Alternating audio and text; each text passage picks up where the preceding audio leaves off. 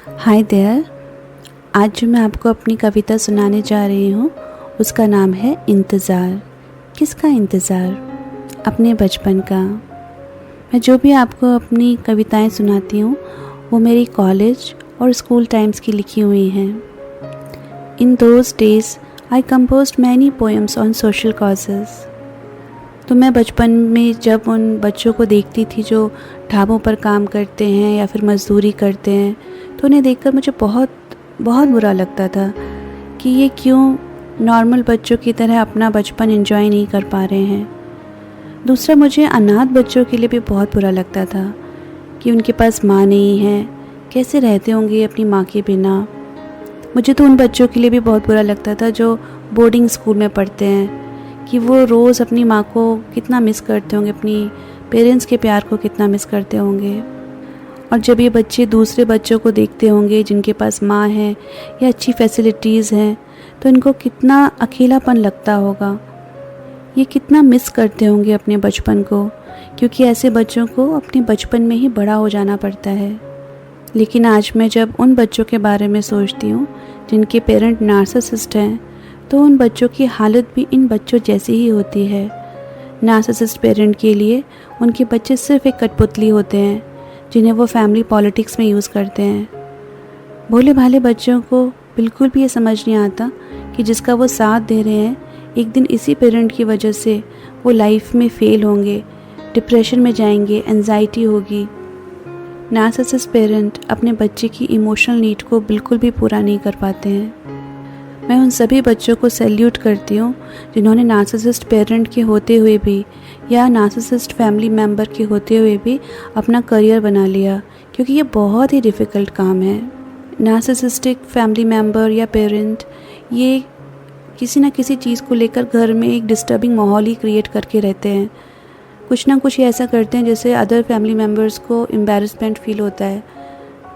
इन्हें सिर्फ अपनी ही फ़िक्र होती है, इन्हें सिर्फ अपनी सप्लाई की नीड होती है कि बस इनको मिलता रहे। जब बच्चा छोटा होता है उसकी नीड फुलफ़िल करने की जगह वो उसे और दूसरी अलग अलग तरह की बेफालतू की बातों में फंसा के रखते हैं, और अपनी मैनिपुलेशन टेक्निक से अक्सर वो एक ऐसी सिचुएशन क्रिएट कर देते हैं कि बच्चा अपने एम्पैथेटिक पेरेंट्स से दूर हो जाता है, अपने उन दोस्तों से दूर हो जाता है जो उसकी डिप्रेशन को, उसके स्ट्रेस को रिलीज़ करते हैं, एकदम उस बच्चे को आइसोलेट कर देते हैं। सोचो उस बच्चे को भी कितना बुरा लगता होगा। मेरे पास ऐसे बहुत सारे क्लाइंट्स आते हैं जो आज 50s में हैं, 55, 60s में हैं, और वो बहुत अच्छी पोजीशन पर हैं। कोई जनरल मैनेजर है, कोई हार्ट स्पेशलिस्ट, बहुत सारे मेडिकल डॉक्टर्स भी हैं, कोई किसी कंपनी का CEO है, सर्जन्स हैं, काफ़ी अच्छी अच्छी पोस्ट पर हैं। लेकिन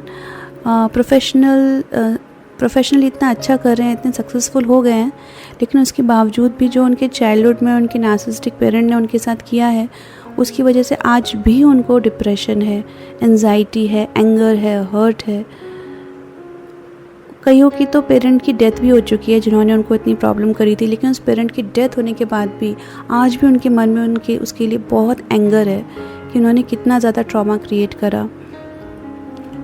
उन सभी लोगों को जिनको चाइल्डहुड ट्रॉमा रहा है, उन्हें मैं सिर्फ ये कहूँगी कि जो हो गया है उसको तो हम नहीं बदल सकते, पर उस दर्द को हम हीलिंग की हेल्प से, स्पिरिचुअलिटी की हेल्प से हील कर सकते हैं।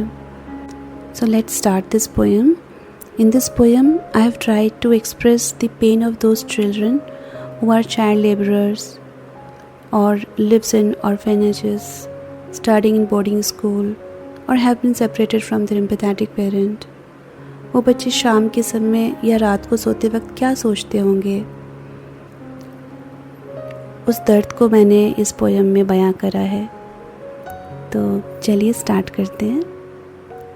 जब दिन हुआ और रात ढली, मेरी नज़र दरवाजे पर टिकी, मन का पंछी कह रहा था, सुनो वही बचपन अभी आएगा, कहाँ खो गया है हमारा बचपन। जब हुआ सूर्यास्त और चिड़ियाँ लौटने लगी, जैसे कह रही हो तुम भी लौट जाओ, पर कैसे लौटूं, क्या भूल जाऊं अपने बचपन को।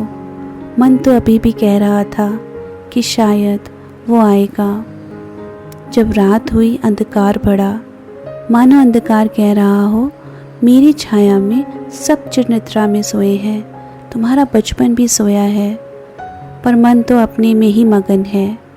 आंखें मुंदी जा रही थी, दिन से फिर रात ढली, मेरी नज़र दरवाजे पर टिकी। मन का पंछी अभी भी कह रहा था कि शायद वो आएगा।